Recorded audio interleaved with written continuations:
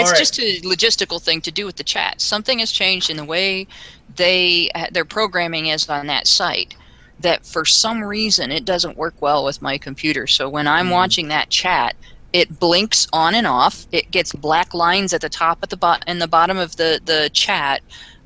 It skips. It won't let me type sometimes. It slows down everything, and I watch it, and I've tried it in both Firefox and Chrome. It works better in Chrome, but they've done something to their system that apparently neither one of those two browsers likes to deal with, and it totally messes everything up. So I'm wondering if people having the YouTube video open so they can What is your chat. issue? It's the live chat that goes with our YouTube broadcast. When I watch that chat, it's gone ballistic now. Okay, chat is the answer. This is the after show. Brian. Well, it's not. It doesn't have anything to do with the people in the chat. It's the actual function of the I know. Okay. That's what I was talking about. That's why I didn't feel like it needed to wait for the recording for that, because it wasn't about the after show. Okay. Well, I've started the recording. So Yeah. This is the after show for Pussycat Cast number 1. So we are good to go. What was that, Allison? Go ahead. I was just going to say that Hannah has once again proven that pussy cannot be contained. Well, I was just basically explaining that might have been a reason why Shawn's internet was bad during the show, but not during the after show, because if he had the chat open, it could be interfering. Actually, come to think of it, Brian, maybe you can ask your questions now. Well, I could. I mean, I thought it would be good if everyone else learned about it, but I mean, I could ask it now if you want. The other thing is, I could make an exception. We could make an exception with this after show and publish. We can upload maybe certain parts of it publicly. Oh yeah, we could. We could record, because it is being recorded right now. Yeah. So just be careful Don't about. reveal your secret identities. Yeah, I know I'm not going to reveal my secret identities. Yes. Be careful about your identities. Okay, Yes. I'm so Batman. welcome. I'm Batman. Yeah, that's good. No. I'm Batman. Well, Yes. Oh, I love Batman well. I love Batman well. I'm not Catwoman. My name is Georgia the Annoyer. oh God. I am Fidel Otherwise Sarcastro. known as Fidel Sarcastro. That's nice. That's nice. Yeah, I bet you think that. All right, known as so Mata Harry between salon visits. There you go. Okay, I have one question for Shawn. I can't stay very long. I have a paper due tomorrow. do it. Wah, wah, wah. But I did have one question for you, Shawn. Straight up, are you okay, mate? Like, are you doing okay now? Well, I did eventually crack. Okay. And, Yeah. So that's how I ended up in a group home. To where, which is basically adult foster care. Yeah. I tried to keep it together and live on my own for a while, and that didn't work out. So eventually, I just resigned myself to the fact that I'm gonna have to live with people watching over me for the rest of my life. Okay, that's hard. But yeah, other than that, I'm pretty okay. Like I said, I've learned to accept the fact that am I distrustful of all women? To a certain point, yeah. I go into all relationships with women with a grain of salt now. But I have had relationships with women since then. I mean, I'm 40 now. I've had, a couple of relationships with women since then. So, but I just want to say, don't look at it as a life sentence. Don't look at it as in there will never be a time when I'm not okay to move on from this. Like, accept that might be the case, but don't resign yourself to it. That's what I was going to say, because this is something that different people handle different ways. And I think what you're describing is probably something like post-traumatic stress disorder. I was diagnosed with that just before I was put in here. Well, the thing is, there are ways to recover functionality. You never fully recover from certain degrees of post-traumatic. There's some things that you may fight. internally forever, but that doesn't necessarily mean that you spend the rest of your life completely disabled by it. There is the potential for some recovery from that, and there is the potential for regaining control. And that's something that every person's fight with it is a little different, but it can be done. So don't lose hope on that.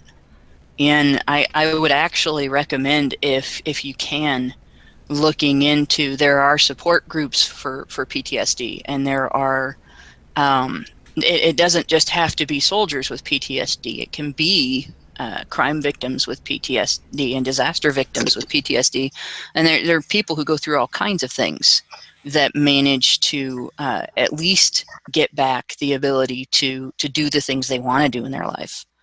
So don't feel like you're cut off from that. Look at it as a possibility that you could get back to, even if you don't get back to the way things were before, if you don't get back to normal, that you could have a new normal that you can live with just fine. And Well, I wasn't normal in the first place, so Yeah, that's there really isn't normal, honestly. But there's just a homeostatic window of functionality. What I will say, Shawn, before I go, in the meantime, if you ever want, hit me up on Twitter and I'll send you dank memes to distract you.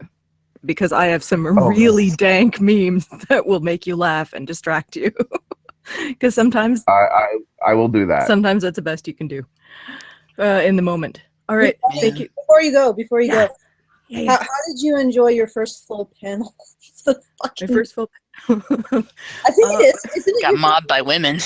Yeah, well, I didn't tell Bunny to shut up because I didn't have to. That's all I'm saying. Oh, Burn. Okay. Well, except that shots fired. only person who gets told to shut up is you, because you make these weird sounds every time you're on the screen. I told you Those are words, Allison. several times. I was bad. They're no longer words. I was like, stop talking, Allison. That's Let me. spelled with a U. Words. Words. Words.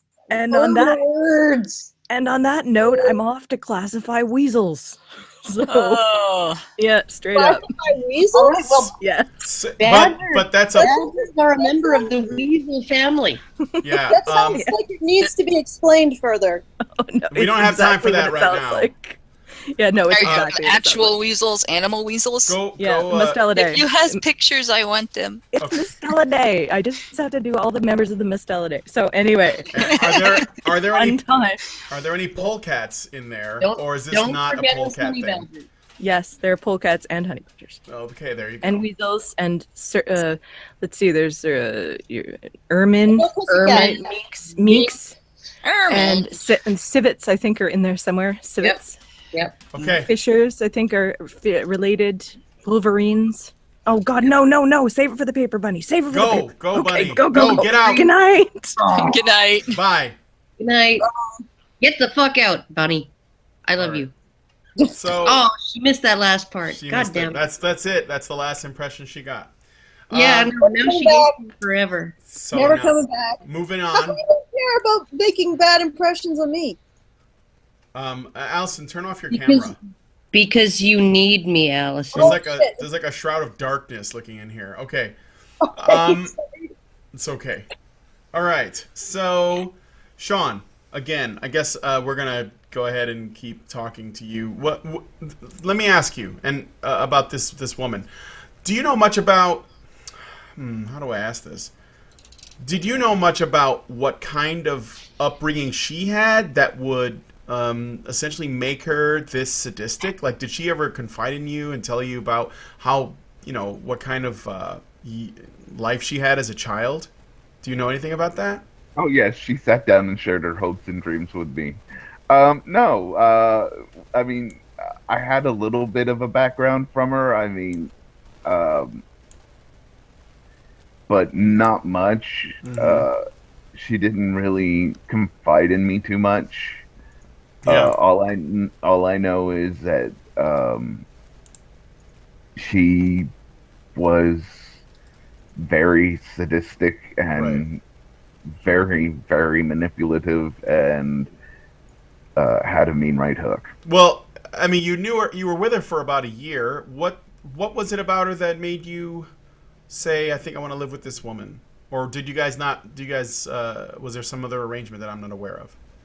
Well, I mean, we were together for about a month and a half before we moved in together. And it was more of an economic arrangement at Oh. first. So it wasn't like you were dating and said, "Let's move in together." It was like you moved in together and then you started dating, sort of. Yeah, Okay. Right. because it was basically we got a one bedroom together, and I was sleeping on the couch, and she had the bedroom, and just one thing led to another, and then all hell broke loose. Wow. And like when this sort of thing started out, this was consensual, or was it always like No, kind of when a it gray started area? out, like for the first month, I mean, it was that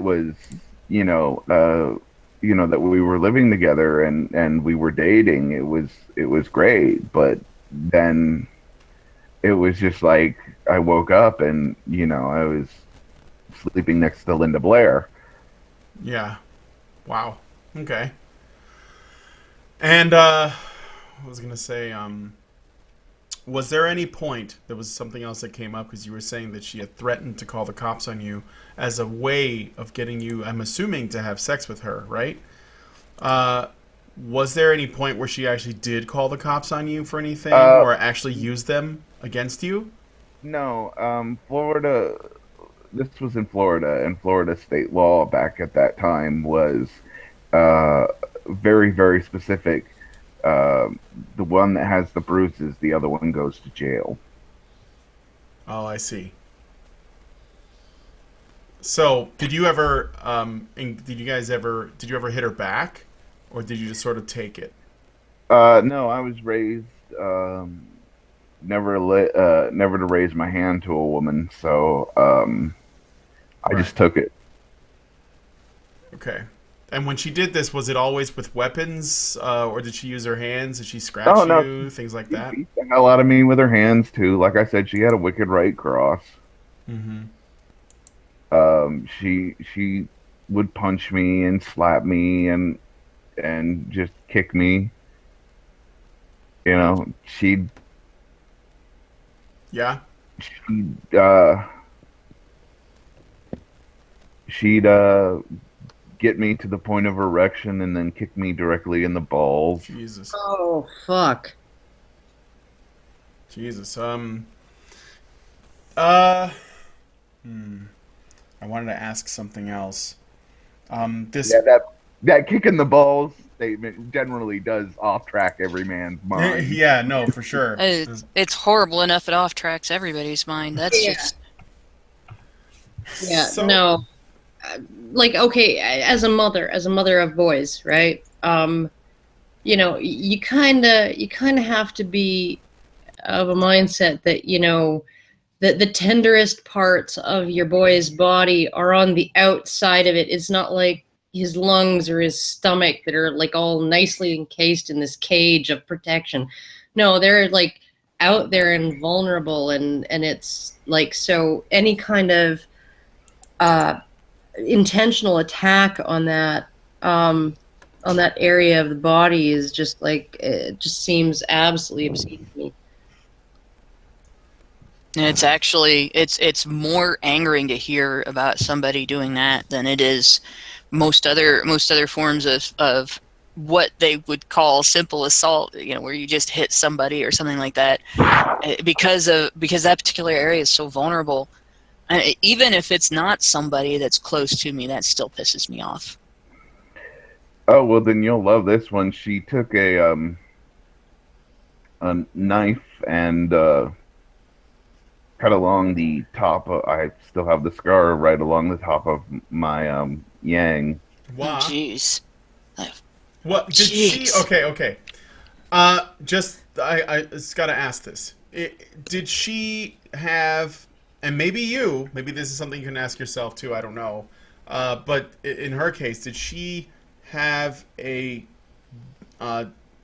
no concept of the difference between violence and sex? Did she conflate these things? Because it seems like they go together. Like there's a sexual component to the violence that she would inflict. You know what I'm saying? I guess in her mind, she didn't see like a difference between the two,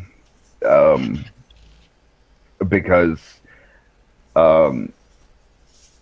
it seemed like the violence would turn her on. Well, it seemed like she got off on hurting you and feeling like she was in control because she could just hurt you to make you do what she wanted. Like there's a line between consensual violence that turns two people on and non-consensual violence that only turns the person who's perpetrating it on. And this I think would fit into that category. She was essentially the equivalent of what would be called an irresponsible dom, or a sadistic and derelict dom in the BDSM community that isn't interested in that's interested in pain as a non-consensual thing and hurting someone as a non-consensual thing, and that's what gets them off. Whereas that's the responsible dom is like, no, the pain is supposed to actually get the other person off. And see, that's not just irresponsible. That's not just a kick. No, it's malicious. That is an outright malicious behavior, and it's very sick. This is somebody, if that's the case with her, this is somebody that is a cruel and malicious person who should have been locked up. I keep remembering an interview with the woman who ran the charity Kidscape that Man Woman Myth did for his extremely thorough and well produced video series that everybody should go watch if they haven't. But they interviewed her, and she said that they're, the female pedophiles, some of them are extremely cruel. She had dealt with a young girl whose mother had taken rose stems, right? Like long stemmed roses with the thorns still on them, and stuck them up her daughter's vagina, right? And like this is not, and yes, it's for sexual gratification on the part of the female pedophile doing it, but there's no aspect of mutual enjoyment or mutual pleasure, or even the inkling in the perpetrator's mind that it's enjoyable on the part of this is where I think we really need to actually separate some of these aspects of intent. Like if you seduce a 13-year-old boy and your intent is that it's a mutually pleasurable act, even though it's wrong,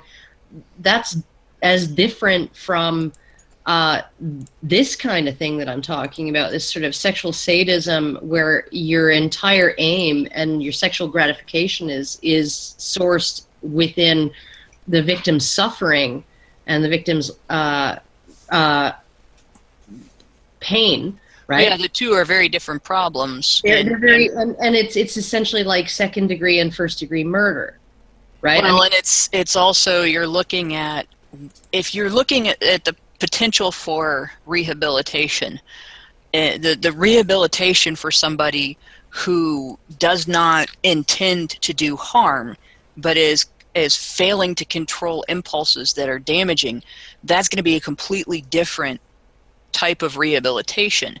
And if you look at the person who does intend to harm and does intend to inflict suffering, there's a degree, if that person can be rehabilitated, there's a whole different ballgame there, because you have to maybe look at why they are in that situation, and it's going to be a completely different reason. You have to look at why in both situations, but it's going to be a completely different reason than the other individual, and you can't address recovering the ability to relate to other people as human beings that have a right to not be hurt without addressing how somebody got to that point. And in both cases, there are going to be people who can't be rehabilitated, and you have to talk about containment. And in both cases, that's going to entail different details as well, because you can contain somebody who does not have intent to harm with other adults and be fairly certain, as long as those other adults are in a similar situation, that you don't have to deal with them attacking each other. But if you are trying to contain somebody that has an intent to do harm, that they get off on hurting other people, and you can't change that about them, you're going to have to deal with that in the containment. Unless you lock them up by themselves, which is a cruel punishment, you're going to have to monitor them in an entirely different way. Well, this is like the difference between offending and non-offending pedophiles, right? I mean, there are way more pedophiles out there than there are child molesters. And, you know, there are pedophiles out there who are essentially like, yeah, these are my feelings, but I would never do it because I recognize that it would harm another human being, right? And there are those that view their impulses, you know, they understand that this is abnormal, that it's a sickness, and are seeking treatment. And there are also instances where going back and finding out why they have those impulses, if they deal with those reasons, they may recover the ability to relate to adults, and those impulses, even if they don't go away entirely, they become uncompelling. Less important, right? I mean, if the only people you're attracted to are children, it's a bigger motivator than if you're attracted to children as well as adults, right? And so essentially, like when you look at just the motivations and the intentions behind some of these things like that, Shawn, like some of the stuff that you're talking about is just like that.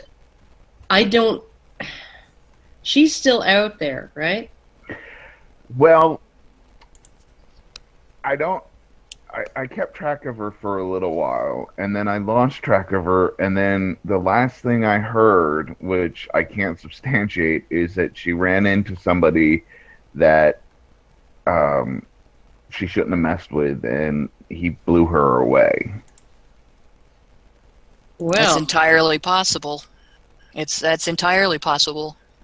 Domestic violence situations can end up that way, where the woman initiates violence and keeps pushing and pushing, and she finds somebody whose stack blows a little harder than she expected.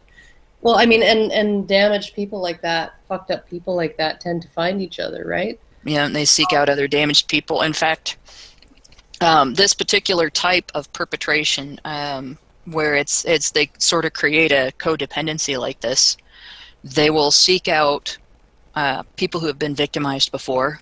They will seek out people who display the characteristics of an individual who will accommodate their dysfunction. And that's like, I'm a repeat victim. And that happened to me because the next one and the next one and the next one all sought out those characteristics, that this person will accommodate my abuse in certain ways. And until I learned not to accommodate the abuse, it kept happening to me. And once I did learn not to accommodate the abuse, I have not had that happen to me again. And then you have feminists saying, teach men not to abuse, teach men not to rape. And they don't do one damn thing to essentially let women know that when you are a repeat victim of these things, when your dad was an abusive asshole, and when your mom was an abusive asshole, all your relationships were abusive assholes, or just some babysitter. Yeah, you're gonna attract abusive assholes who see you as an easy mark, and it's like they refuse to acknowledge that it's a pathology that runs in both directions, that it's a pathology in terms of damaged people who've been damaged by abusers and people who are abusers. And they just want to make it into some kind of male-female thing where all women are victims and all men are potential perpetrators. And it's like, how does that even fucking help anybody? It doesn't. And it can't, because it's like the first person who abused me was victimized by his mother, and that is where he learned to do it. It's like Aaron Pitsey said, you know, these women, so many of these women that I saw in my shelter, they've been damaged, and they have this need to live on a knife edge of crisis, right? It does kind of show one of the fundamental reasons why they should probably be educating this is because, as he said, yeah, if you don't actually help stop this, eventually the only thing that happens, the only thing that people can do to protect themselves from these people is just to murder them. If the law won't deal with them, that's what happens to them. They just end up getting murdered eventually. Well, the problem is you don't escape that way, because the reason that you end up wanting to live on a knife edge of crisis is because you seek your norm, okay? So if, as a child, you live in a situation where your norm is living on a knife edge of crisis, then anything outside of that feels uncomfortable and wrong and weird, and you wait for the other shoe to drop. And if you're not dealing with a crisis, you're not doing something you're supposed to be doing. And if other people aren't helping you through a crisis, you're not having the correct relationship with them. You'll provoke crisis. Right. And so you end up in that situation again because you seek it out. Even if you don't know you're doing it consciously, even if you don't recognize your own agency in the situation, it's still something that you end up doing. And like I did that throughout my high school and college years to a very large degree.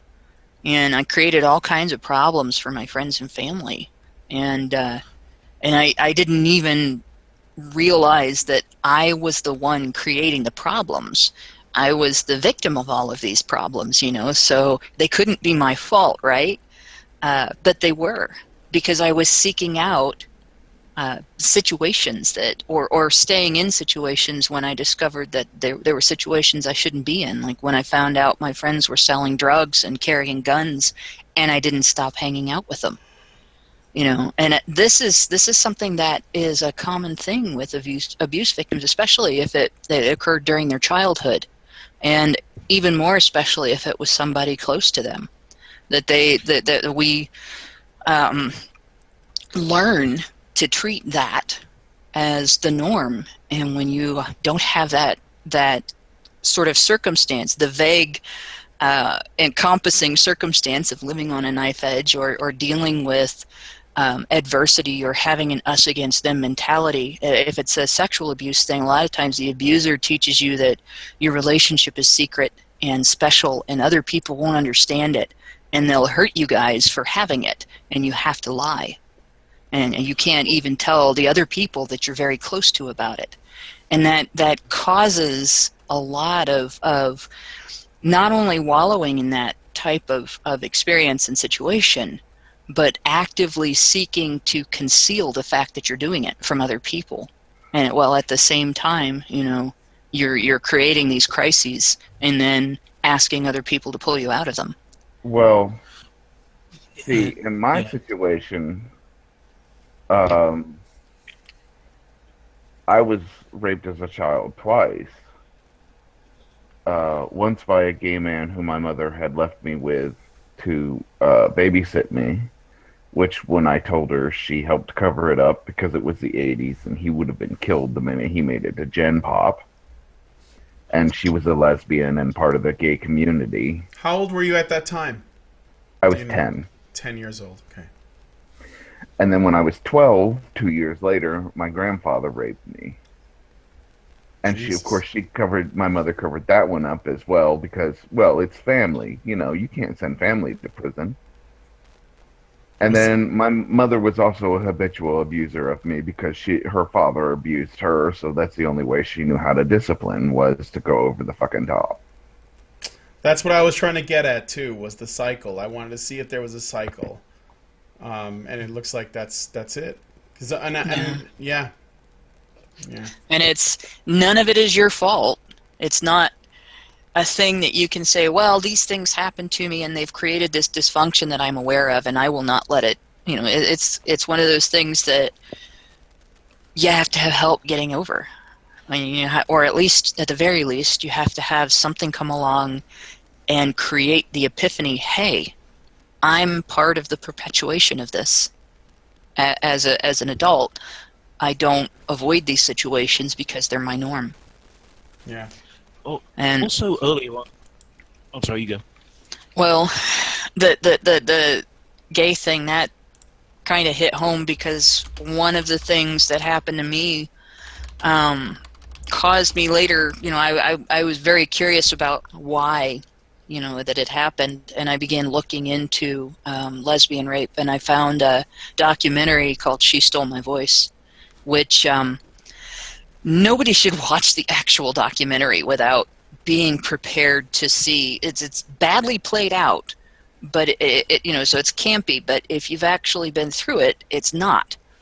But it's very graphic. There's a lot of discussion in it, but they also actually play out examples of lesbian rape happening. And one of the things in the video was this discussion on how the LGBT community, which back then was more often, I think, called the rainbow community, actively covered up sexual violence within the community because of the stigma that that being a part of that community meant you were more likely to engage in it. And the truth is that it's not more necessarily more prevalent based on sexuality than it is based on LGBTQ sexuality than it is on straight sexuality. It's just that people get more upset over it.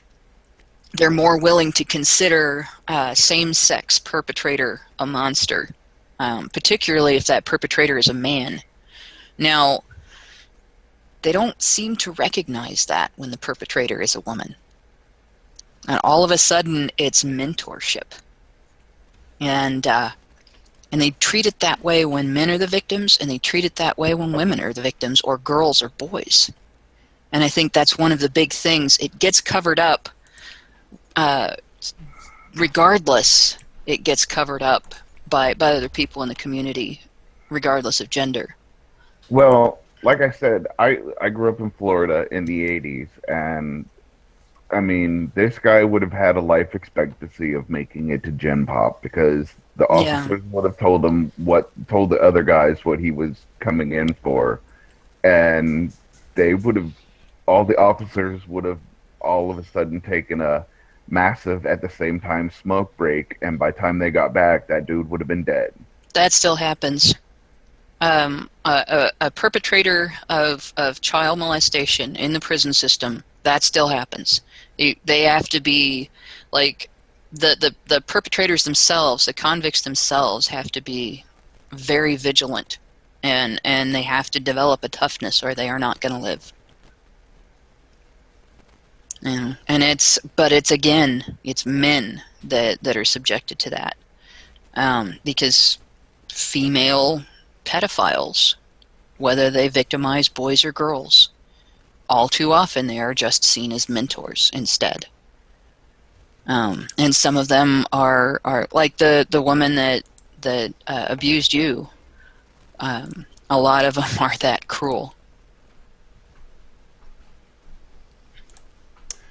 Well, I wanna thank you, Shawn, despite the technical issues we had during the show, for I know, right? Talking with us after. Notice how consistently you stayed on. I bet it was because maybe you had too many things open, like you were looking at the chat for the video, and that might have been the reason. You were stretched too thin. But what I would like to do, if I can have your permission and the permission of the people that are in here, is perhaps I can make this a public video instead of the normal sort of private video for just the patrons. Nothing untoward was said. Nobody's identity was revealed. But I want to make sure you guys are okay with it because a couple of you guys spoke during the thing. So I guess it's up to you. What? Go ahead. I was just going to say that my secret identity is still safe. Yes. Zeno, I've seen you in the chat shouting nigger. So that's you, huh? Okay, now I can't actually upload this video. No. Shit. Well, anyway. No, but I think that you can upload up to that point. It's called editing, my friend. It's called just editing, yeah. editing. Oh, it's Yeah, okay. but You can even upload that. That's editing is work. No, actually, you know what? We did a pollcat, right, on Tuesday.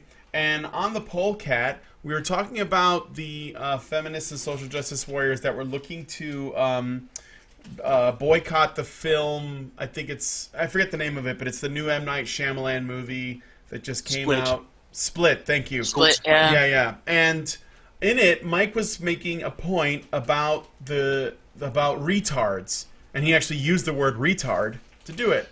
Now, I mean, it didn't really bother me. Like, I don't really care. I know what he means, and actually, you know, technically speaking, retarded is the technical word you would use to describe a person who was retarded. It meant that. Well, you know? it was. It was. I know. Like Yeah. nowadays, it's like it really triggers people. There was even a period where people would use it in a negative way, as a way of shocking people to make them laugh, not necessarily to shame actual mentally retarded people, but as a way to shame the person for using it, like, you know, making them look like an idiot for using the word.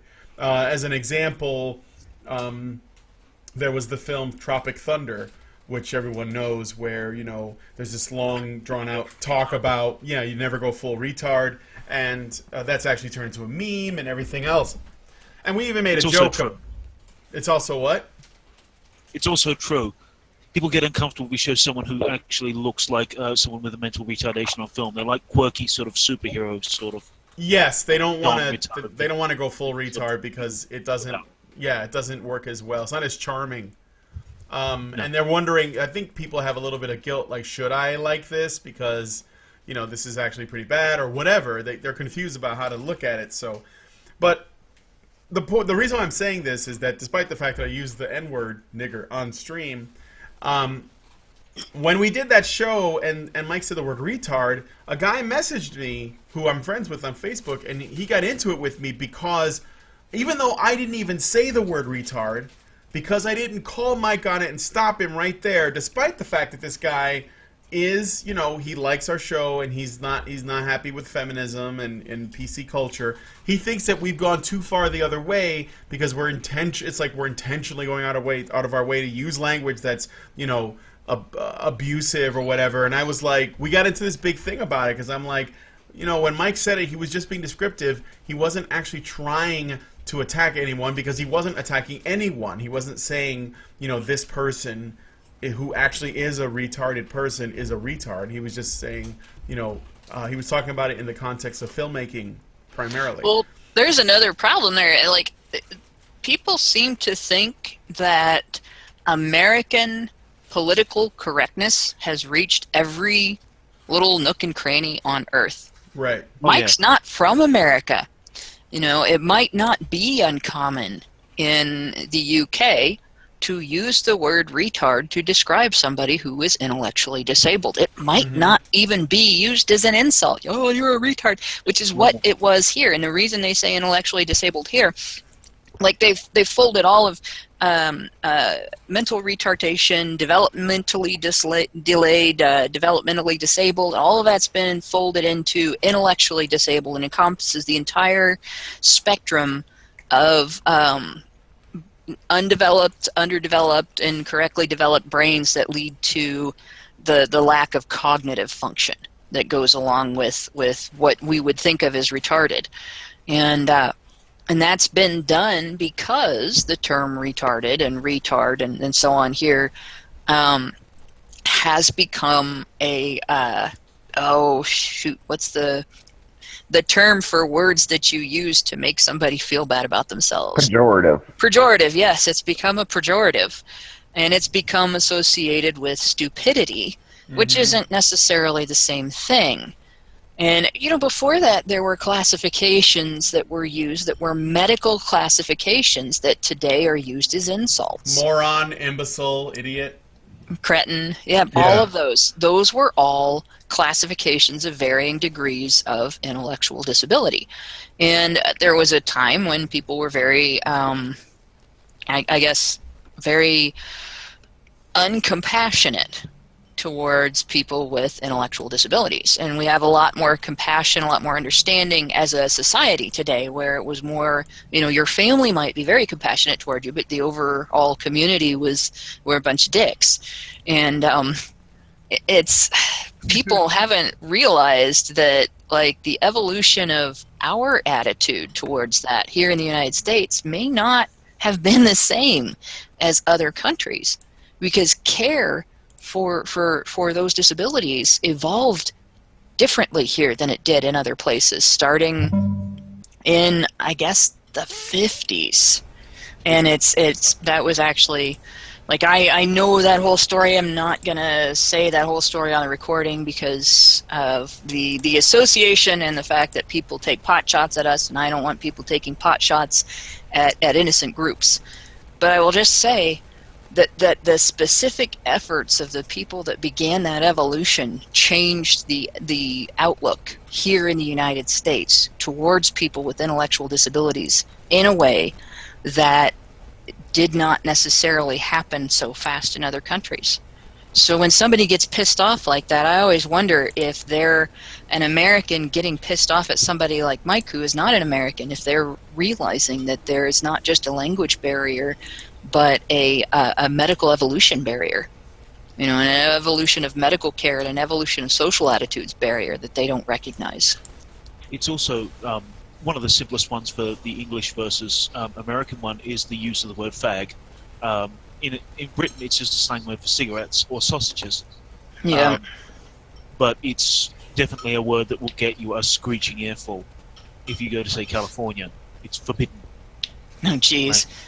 God, like, gay men call each other fags all the time here in Ohio. It's a way of, it's not a way of taking it back. It's a way of making fun of the people who use it as a pejorative. Yeah. But you got to deal with people who in their own mind have ring-fenced certain communities and are now acting as harem keepers.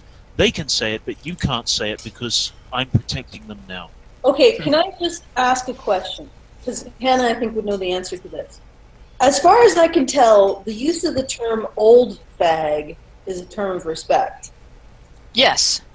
It's, okay. Like, 4chan's been around for a long time.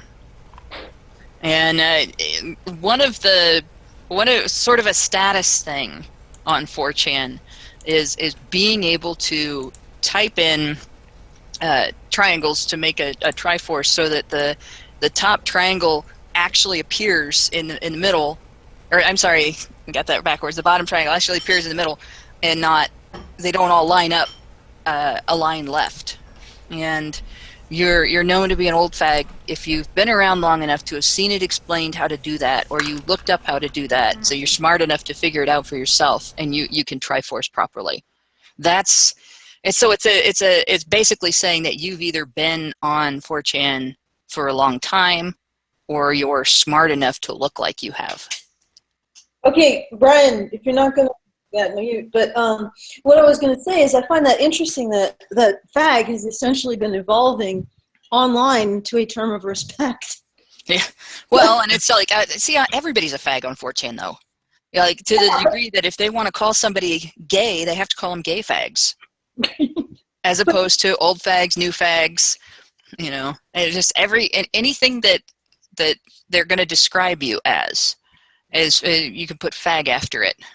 Okay, so essentially, either fag is a term of respect or it's just a term of the community member, which means that essentially what 4chan is doing is it's erasing. Yes. Ryan, your dog. Well, it's kind of like everybody in Australia is cunts, right? You refer to everybody as being a cunt. You cunts come over here, right? As that's been explained to me.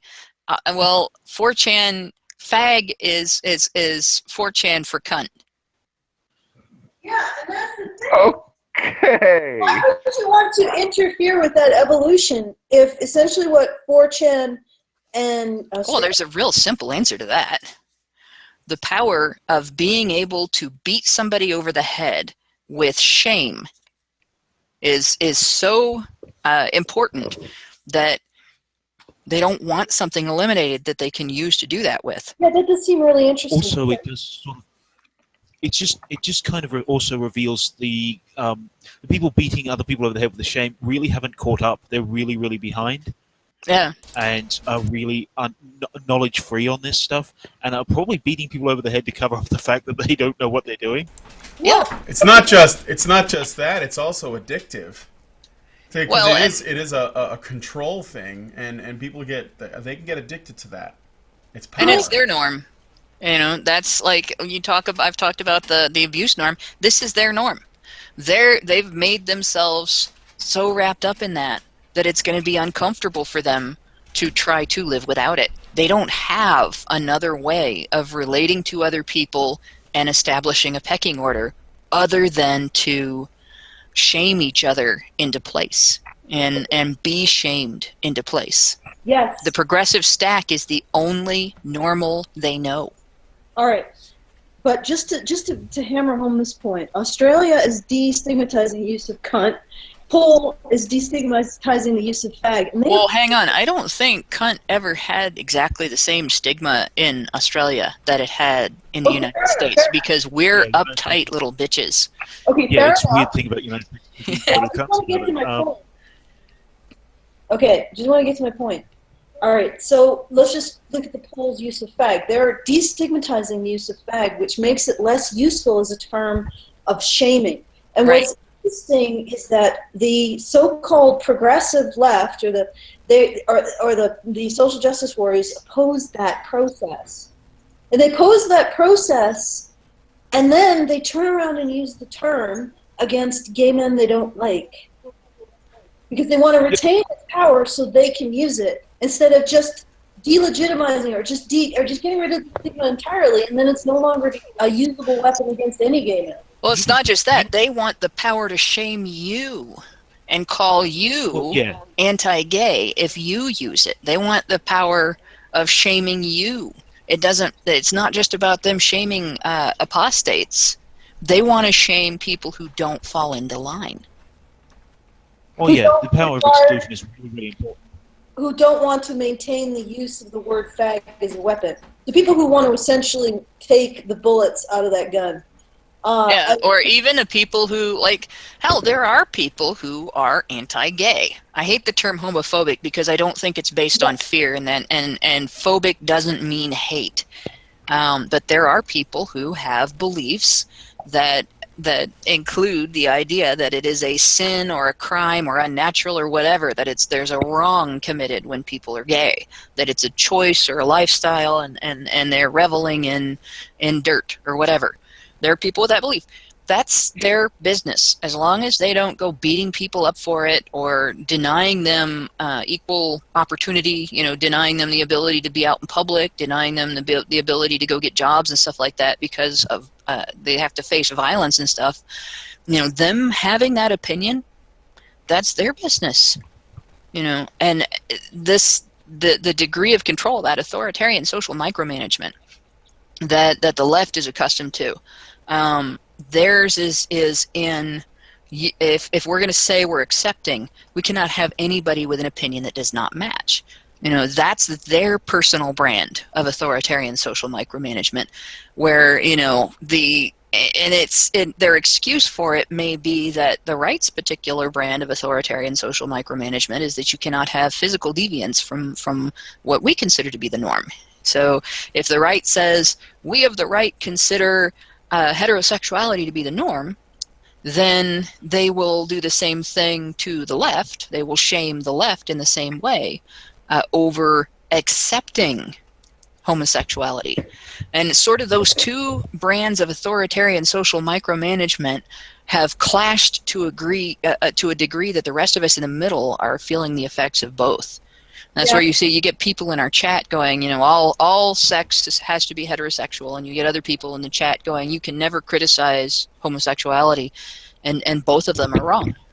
Yeah, I just wanted to point out something. The right, or the alt-right, perhaps, or I don't know, control right, no, the authoritarian right, let's make it really clear. The authoritarian right doesn't like deviations from its sense of purity, which generally it's a physical purity. Like It's a traditional type purity, Yeah, basically. It's a physical manifestation of physical purity. So, penises do not go into men's butts. Black people and white people should not intermingle. And Well, and it's not necessarily about the sex itself. I really believe that the traditionalist right aversion to homosexuality has more to do with men not dedicating themselves to family and wife and community. Well, It's not really about they'll talk about it as a perversion, but I think that's the story that was put on the banana. It's not really the initial reason why the banana was forbidden. The real initial reason why the banana was forbidden was that while men could be treated as disposable, their utility was not disposable, and gay men bucked that utility in a way that is offensive to authoritarian conservative leadership. Okay, bear in mind, but in terms of the end result, you end up with a system of purity. I mean, because there is a logic to almost everything, and that's the logic to that. But then you end up with a system of purity to reinforce the initial logic. And it's interesting how the authoritarian right has this very physical situation or system of purity, like this very rooted in the physical body, which makes sense because they're very focused on, material, not material in a bad way, but making sure there's the material for society and making sure there's enough material goods for families and exactly all that kind of concrete stuff. It's fine. It's perfectly fine. But you have the left. In terms of wanting to provide materially for people, that's fine. It's great. Not necessarily in terms for shaming them based on these Puritan. Right. Well, you can take it overboard. In other words, when you impact on people's freedom to be themselves, you have taken it overboard. With the left, what you're seeing is this almost like a psychic purity, which actually, interestingly enough, dovetails very well with the Christian focus on, don't covet your neighbor's ox, that kind of thing, the kind of idea that you can have sinful thoughts. They covet this kind of spiritual purity. And interestingly enough, it's basically a Xerox of Christian spiritual purity. Christian spiritual purity. And again, this is something you can overdo, or it can actually create good things. Christian spiritual purity, the meek shall inherit the earth. Well, and like the covet thing actually it's rooted in functionality too. You say you have something that is an impulse, right? That the covet thing is about impulse control. You have an impulse that know if you act on that impulse, you would be committing a wrong against your neighbor. You'd be violating your neighbor's human rights in some way or another, whether it's the right to bodily autonomy or the right to maintain property that the person has amassed or whatever. So when you have a moment where because coveting is basically an act of jealousy, where you have that jealousy, that is not in order not to have those feelings in the first place. It's in order to work through them and not allow them to take control. You take control of them. Yeah, but eventually it has evolved, at least in social justice warriors, to very authoritarian thought control. Yeah, it has. So you go from this idea of practicing mental hygiene to this idea of practicing mental purity. And with the right authoritarians, you go from this idea of practicing physical hygiene to this idea of practicing, physical purity. And then, like you were saying, you got these two forms of purity, just like my two fucking cats, who we can all hear in the background, battling it out. God, a reason known only to them. You got these two forms of purity with everybody squeezed in the middle. These two forms of expectation of adherence to norms. Now, with the social justice warriors, they're a little scarier at the moment, mostly because there's no end to the idea of mental hygiene or mental purity. And there's no way you can prove that you're mentally pure. It's impossible. So that it's this unbelievable standard of purity that would require... Well, yeah, but there is one other thing with mental purity tests, is that not only is there no way to prove you're innocent, it's also very, very easy to make the reason why they're attacking you the reason why you're victimizing them.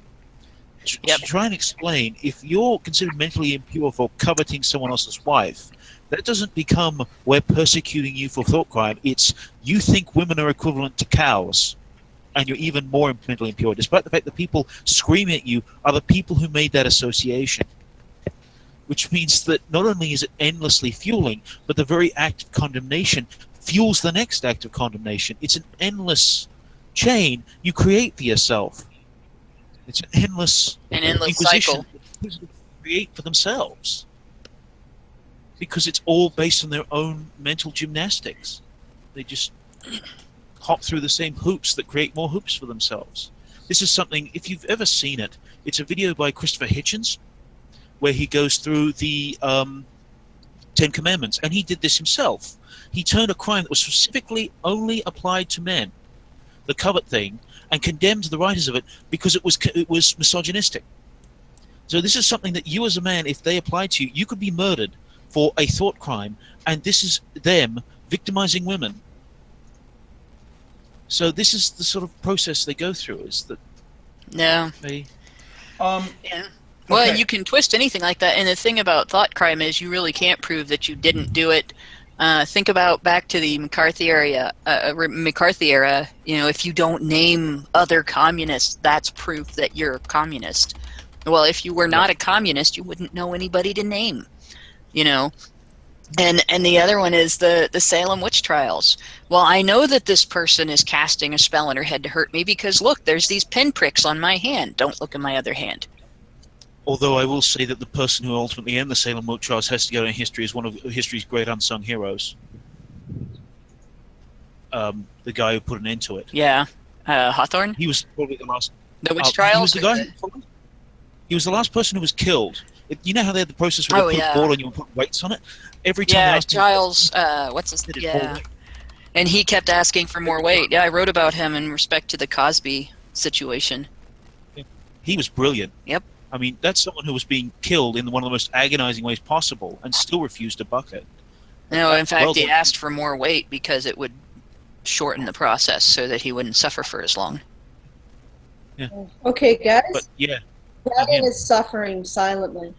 Yeah. So we better let Brian get food. Get in there so I can get... Yeah, I gotta put this video up and then get something to eat. And well, you guys can continue, but it won't. You guys can keep talking. I'm just gonna stop the recording now. Thank you, everybody, for participating, and thank you, Shawn, for being a part of the after show.